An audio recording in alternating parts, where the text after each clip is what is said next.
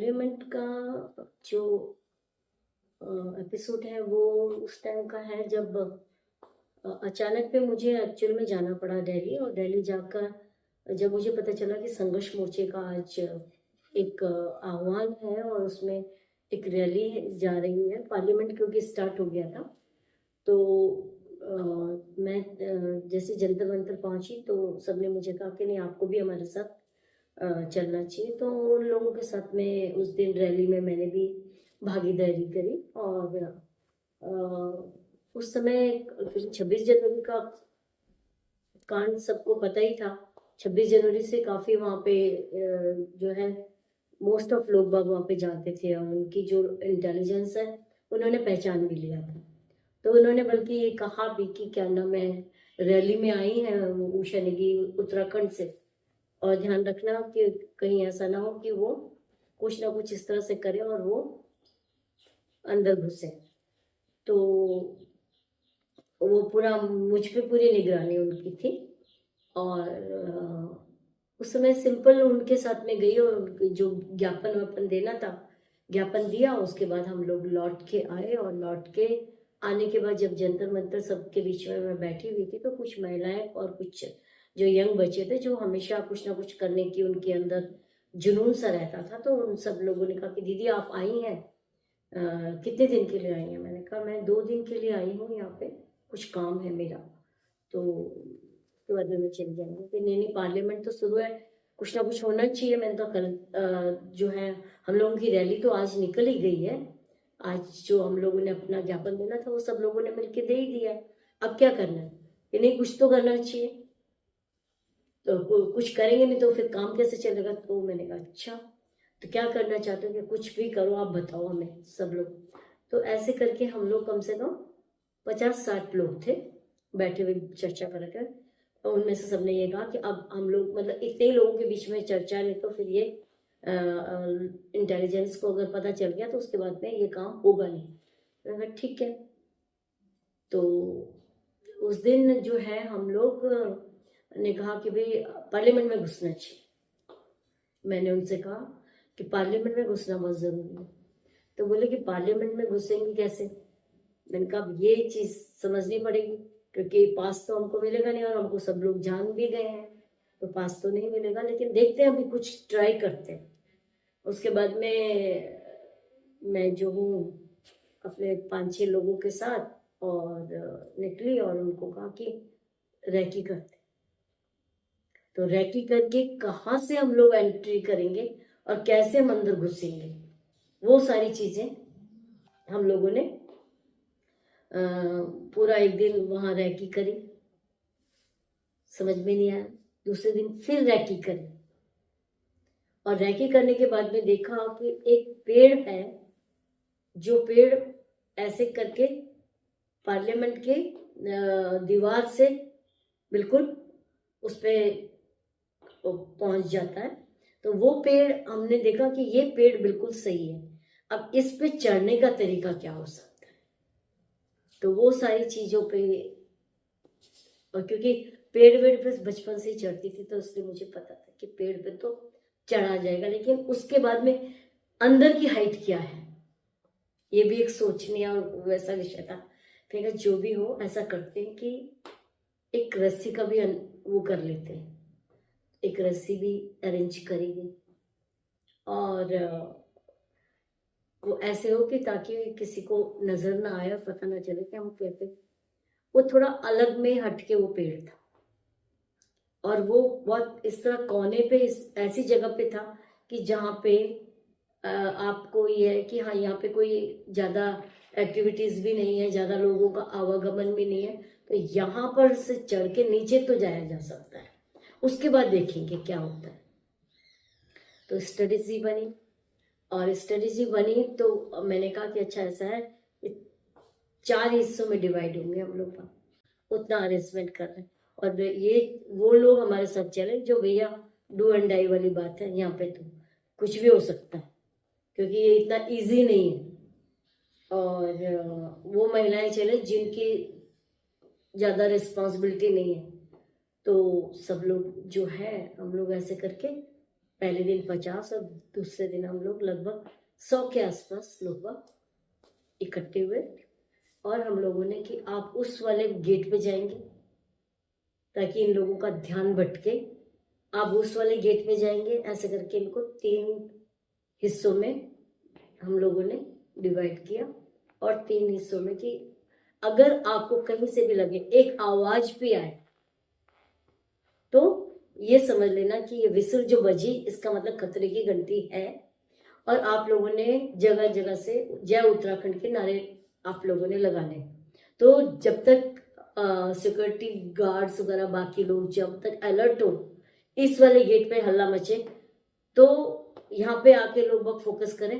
तब तक अगर लगे कि बहुत ज्यादा आ गए तो दूसरे वाले गेट पे लोग बाग चिल्लाना शुरू करें, और ऐसे फिर तीसरे वाले गेट पे। पर ये एक साथ नहीं होना चाहिए, एक साथ होगा तो मुश्किल होगी। तो ये कुछ 2-3 लोगों के बीच में हम लोगों ने कि आपका इस तरह से आप सिग्नल ऐसे देंगे हम लोगों को। एनीवेज चढ़े, हिम्मत करी, उस दिन टोटली अलग ड्रेस सब होकर आए और ऐसे करके हम लोग, मैं चढ़ी ऊपर किसी तरह से, और उसके बाद में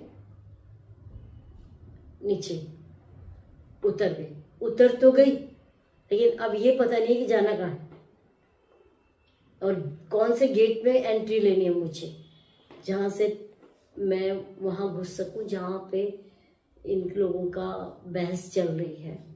ऐसे ही करते करते 2-4 लोग अचानक में मुझे मिले। थोड़ा सा डर तो लग ही रहा था क्योंकि आप घुसे तो गलत अंदाज में ही है, और उस तरह से वो लगा कि क्या नाम है, अब ये पुलिस वाले सामने से आ रहे, इन्हें जवाब क्या दिया जाए। तो उन्होंने कहा कि मैम आप यहाँ पर क्या कर रही हैं, थोड़ा उससे। तो मैंने कहा मैं समझ में नहीं आया मुझे, मैं उस गेट से निकली थी लेकिन मुझे ये समझ में नहीं आ रहा कि मुझे वॉशरूम के लिए निकली थी, और लेकिन मुझे ये समझ में नहीं आ रहा कि किधर से मुझे जाना है और वॉशरूम का कहाँ पे अरेंजमेंट। तो बोले कि ऐसे ऐसे करके उन्होंने मुझे बताया। तो मैंने कहा लेकिन मैं कि आपका परिचय क्या है। मैंने कहा मेरा परिचय, मैं तो रिपोर्टर हूँ। तो उन्होंने भी बहुत उससे, क्योंकि बड़ी कॉन्फिडेंटली मैंने बोला और रिपोर्टिंग करने के लिए आई हूँ, लेकिन मुझे ये समझ में नहीं आता, मैं क्योंकि अभी यहाँ पे नहीं हूँ इसलिए मुझे बहुत ज़्यादा अच्छे से समझ में नहीं आ रहा कि अच्छा। उन्होंने मुझे बताया कि ऐसे ऐसे करके जाना है और वॉशरूम उधर है और इस तरह से आपको पार्लियामेंट का जो वो है उसमें आपको यहाँ से एंट्री लेनी है। तो मुझे वो समझ में आ गया कि अच्छा एंट्री यहाँ से लेनी है तो इसका मतलब यहीं से ही घुसना है ऊपर। तो वो सारी चीज़ें जब थोड़ा सा समझ में आई तो मैं वहाँ पे पहुँची और किसी तरह से अपने को वो करते हुए, लेकिन जैसे ही मैं एंट्री कर रही थी वैसे ही मुझे रोक दिया गया। अभी मैं गेट पे ही थी, उस गेट पे ही थी कि जहाँ पे ये सब चीज़ें हो रही थी। मेरे पास पास नहीं था, मेरे पास ये सब चीज़ें, आप कैसे। तो नेचुरली उन्होंने अपनी ड्यूटी करनी, तो मैं रिपोर्टर हूँ लेकिन आपका वो कहाँ। अब जैसे ये पूछने लगे तब तक मतलब मेरा हालत वो हो गई थी। तो फिर मैं वहाँ से ही चिल्लाई, वहीं से चिल्लाई, जय उत्तराखंड, हल्ला मचा दिया और अंदर बहस चल रही थी।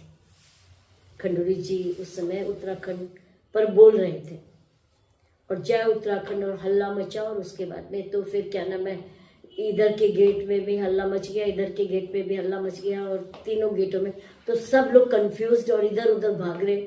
और मुझे पहचान लिया गया कि ये तो वो है। मुझसे कहा कि आप ऐसे कैसे अंदर घुस गई थी। मैंने कहा घुस गई थी अपनी बात को कहने के लिए। तो ये सब चीजें करते करते जद्दोजहद में उन्होंने किसी तरह से मुझे अपने उसमें ले लिया, गिरफ्त में ले लिया। सबसे पहले मेरी चेकिंग की गई, मेरे पास तो था ही नहीं कुछ, सिर्फ मिर्ची हमेशा मेरे पास होती थी और एक रिंग मास्टर होता था जिसको यूं उंगली में घुमाया और शटा, तो वो मेरे पास में जरूर होता था, अपनी सेफ्टी के लिए हमेशा रखती थी। तो उन्होंने देखा कुछ भी नहीं है इसके पास। फिर जो होता है तुड़ाई तुड़ाई तो होनी थी, तो वो भी हुई।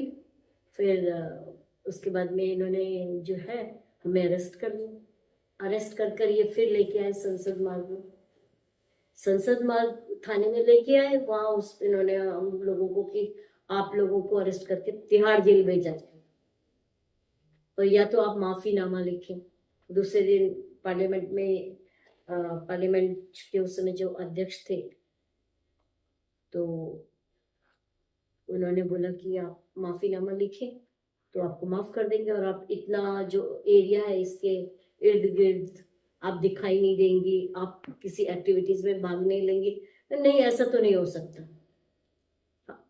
हमने कोई गलत काम नहीं किया, हम अपने राज्य के लिए संघर्ष कर रहे हैं, उसके लिए बात कर रहे हैं, उसके लिए लड़ रहे हैं, और हमने कोई ऐसा गुनाह नहीं किया कि जिसकी वजह से हम आपको माफीनामा लिख के दें। वो तो हम कतई नहीं लिखेंगे, कि अगर वो नहीं लिखेंगे तो फिर आपको जेल जाना पड़ेगा। हम बिल्कुल तैयार हैं, हम तो जेल जाने, कोई दिक्कत नहीं। आप तिहाड़ जेल भेजें, आप जहां मर्जी भेजें। उसके बाद हमको उस दिन ही तिहाड़ जेल, वहां का तो खैर बहुत ही बैड एक्सपीरियंस हमारा रहा पहले दिन का। उसके बाद में तो फिर वहां भी हम हंगर स्ट्राइक पे बैठ गए थे, और हंगर स्ट्राइक आप कर नहीं सकते जेल के अंदर, लेकिन उसके बावजूद भी हम लोगों ने हंगर स्ट्राइक पे बैठे। सिर्फ ये मैंने कहा कि मेरे साथ जो 8-9 लड़के आए हैं, मैं ये जानना चाहती हूँ बच्चों को कहाँ रखा गया है, क्योंकि लेडीज तो मेरे साथ थी, लेकिन जो बाकी वो लड़के थे वो हमसे अलग थे। तो पता नहीं आपने उनको क्रिमिनलों के साथ रखा है, किन के साथ रखा है, उनके साथ क्या हो रहा है, क्या व्यवहार हो रहा है, ये जानने के लिए मैं हंगर स्ट्राइक पे बैठी हूँ।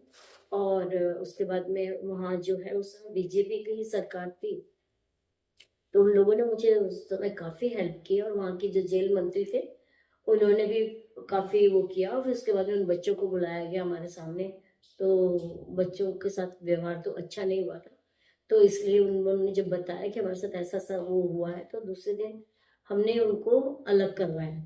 तो इस तरह से पार्लियामेंट के अंदर हम लोगों का हंगामा, और उसके बाद में तिहाड़ जेल, और तिहाड़ जेल लगभग 18 दिन, 18वें दिन उन्होंने हमें पेश किया पटियाला हाउस में। और पटियाला हाउस से फिर वो लोग हम लोगों को कि आप यहाँ पर वो लिख के दें, और उसके बाद में आपकी जो है बेल होगी। हमने कोई गलत काम किया ही नहीं, बेल करवाई नहीं हमको। तो बेल करवानी तो आप वापस तिहाड़ जेल जाएंगे, जाएंगे, इसमें क्या। लेकिन बेल इसलिए क्या करवाएं कि भाई हमने अपने राज्य के लिए आवाज उठाई, इसके लिए तो हम बेल नहीं करवा सकते।